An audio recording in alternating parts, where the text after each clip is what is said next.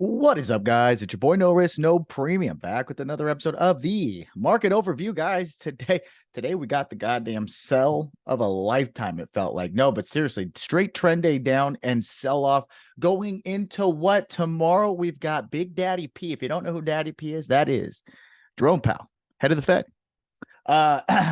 You can see here, obviously, he comes on 10:05, right? 35 minutes after market open, and we have our usual Friday data.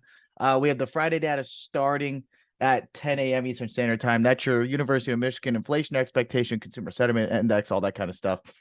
Um, and then and then that's it. When I say that's it, I mean that's plenty for tomorrow. If you go back to a year ago for the Jackson Hole Symposium, and you look, it was about as volatile as today was, even more. So for tomorrow, I can tell you this: if you hate it today, don't show up tomorrow. And it's okay if you don't show up tomorrow. Okay, that's okay. If the part of trading is knowing when to not trade, which is most advantageous to you, sure. Could you have made money on the way down today? But psychologically, if it's not your strong suit on a trend down day, that's okay. That's okay, guys. There's more than one way to skin a cat. There's more than one strategy to trade. There's more than one way to make money. But you need to make sure you do it in a way that is most consistently disciplined for you. So if you're not good in volatile situations, don't get in them. Okay, don't get in them. And that's okay. You don't need to trade every day to be successful. Alrighty. So I'm just telling you guys for tomorrow. If you have an expectation, it's like today on steroids is going to be my guess. And now we're at it's a tough point psychologically. We just sold off from hell, it seemed like, right? And now we're right back down to near the week's low, right? Near last week's low, right? So psychologically, right? You're just like, shit. What do we do? What do we do here? Do we short it because there's so many selling, but we're near big demand, right? Well, let me give you my plan. For me, when you get down to a big demand zone, right? This would be a demand zone right here. This 43.40, excuse me, 43.50 all the way up to 43.68.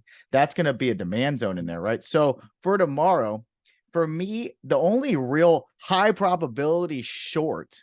Okay, the high probability short will be to fill the contract gap underneath 43.50. Okay, you'd have to take the short underneath that. You've got 25 points of downside, which isn't bad, and likely to go even further down. I think we'd go down. If we saw underneath 43.50, I think we'd go down 50 points. 43.05. And I'd take a long there. Absolutely take a long there. Because look at this balance in here, right? So this is just balance. We've got imbalance, and does the market come back to this balance zone, right? And then bounce off this. Absolutely, I think so. I'd take profits initially on the short underneath 43.50. I'd take it at 43.25. Probably take a good amount off, maybe leave a runner or two or something. But I will tell you this: what I think would probably happen if we hold 43.80 all night, we hold it overnight all night. What I think will likely happen for tomorrow is I think initially they're going to try to catch everybody offsides. They're going to try to catch everybody offsides, right? Because look at these dip buys into this 43.80. I think they're going to dip it down underneath today's low, stay above the weekly high or the weekly low, though, right? Dip it down and they'll rip it up. And you might just get some sort of little retracement, right? So you can just even look, hey, what would be, whoa, like what would be a little retracement on yesterday's move, right? Yesterday being today. And you're like, oh, well, look, 61.8 is this 44.40 area. Hey, that's been an area of interest we've been talking about, right? Right? We had, a little resistance. Obviously, NVIDIA fucking earnings here, right? Okay. Look, if they want to short squeeze this thing from hell, they can do it. They can do it all the way back up to, right? Let's take a look here. Let's go to some smaller time frames. Maybe you can see some little more areas of interest where they could take it back up to. First stop would be 43.20, right? Obviously, 43.30, 44.40, 44.45. You can see that area for sure. Even if you go a little bit lower, you might be able to see, right, where we broke down from and went down even lower would be this 43.20 or 44.20, right? I mean, dropped out of hell, right? Had a dip up and then pop down. So you could easily think 44. If we get back above 44.08, 44.20 is going to be in the works. That would be something I would think a short squeeze would happen if we get back above 4,400. Back above 4,400, I think it's just going to open up that 44.20. Over 44.20, I think it opens up 44.45 from there. How do I want to get this out? Remove Fibonacci. Okay. So that's my plan for tomorrow. I think they're going to try to catch Everybody offside. My goal tomorrow is if an opportunity presents itself before the data in the first 30 minutes, before PAL, before the data that comes, the University of Michigan, if we can get a slight dip, or maybe overnight we dip and reclaim, but we hold this 43.80. I like this area. You got 20 points upside, right, to that 4,400, 44.80, 4408, 44. Okay, 20 above there. Now, we could easily take the reject. Watch for the reject 44, 20, 44, 40 as well. I'd want to watch the rejects in those areas if we do get a relief bounce, because we did sell off. I mean, damn near, I mean, over 100 points from the highs, 44.86, lows, 43.80, right? That's 100 points. It's over 100 points, right? Do you get it? It'll be okay. I mean, we could sell to hell. I mean, that's fine too.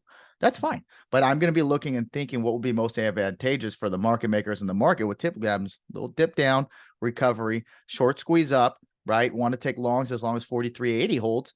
Okay. And then watch for 44.20, 44.40, somewhere in there to take a short. Now, if we just sell from hell out of the open or overnight or whatever, shorts under 43.50 is great. I looked to take the bounce there initially on ES, likely just scalp long there, and then wait for the lower high, maybe a dip down, and then a retrace higher low, okay? Or excuse me, lower high, right? So dip below, lower high, and then this thing's going to fall another 50 points from that, all right? It's going to be like that on SPY, QQQ, more than likely. Okay, more than likely it's going to be that same thing. 435.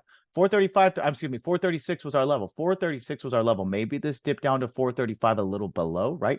And then pop it back up. But if we hold here, I think 439, okay, 439, we could easily see break and hold 439. You're going to watch 440 up in this 439 to 440, and then up to 442.50, which would be that next breakdown.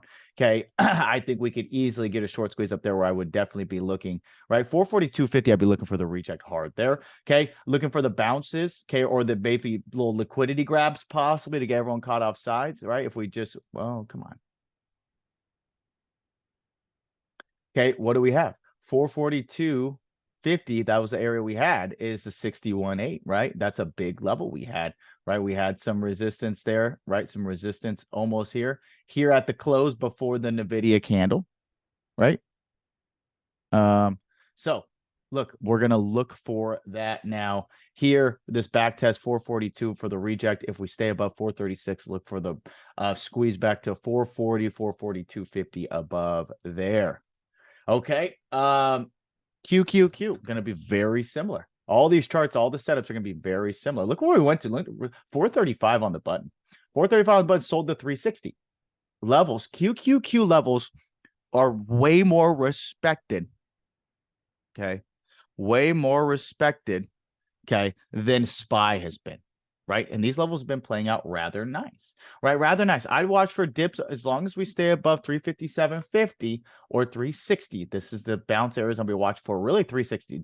Little liquidity grab below, maybe a rip higher. Okay. Watch for this 364.65 test again, where it broke down from today. What retest, right? Retest and down. Okay. Let's go to a shorter time frame. Maybe we could see it a little more clear. Okay. We can see 360 holding. If we can reclaim 362, it's going to open up 365, major reject level. That's where I'd be looking for possibly to see a reject. Now, if we get above 365, easily can see a squeeze, right? Easily can see a squeeze. Where do we want to do this little, right? Let's just see. Or we'll go, yeah, we can go all the way down. Look, 369, that's an area where we broke down from over here, right? We can see this area, 368 to 369. We could watch for a reject up there. We know 368's been a level for us as well. Okay, gonna have to be a trader tomorrow, but you really just want to be one and done. So as long as 357.50 to 360 holds and he dips, okay, I like the longs there for a relief bounce, possible little short squeeze. Okay, takes us up to 365. Gonna watch this 365 for a reject initially. If that breaks and holds, 368 is gonna be the target from there. And last but not least, IWM. Okay, IWM. Let's see here. We are holding. What level are we holding? Bottom of that balance zone, right? Bottom of that balance zone. Go figure. We had the rip higher, or we had the rip higher, which is basically up to this resistance, right? Based up to, so all of tomorrow, it's going to be 182 to 183. Does that hold?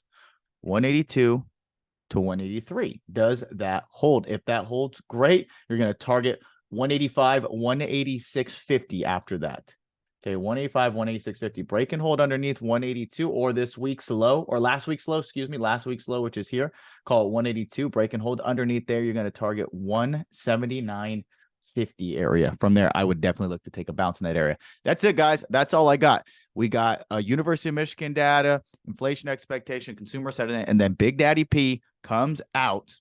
Big Daddy P comes out at 10:05 Eastern Standard Time. That's 35 minutes after the market open. Do not get caught with your pants around your ankles. Okay. If tomorrow is not, if volatility is not your strong suit, look, take tomorrow off, go to the beach, play golf, get with the family. Don't sit in front of the computer. If you like it, look to take one and done and turn your computer off. That's what I'll be looking to do. That's what we always do on Fridays. Guys, risk management is key. It's not about the money you make, but the money that you keep. It's not knowing about how to trade. It's knowing when to trade. Okay. Guys, wake up early, get your levels right. And of course, don't do anything fucking stupid. We'll see you bright and early. Peace.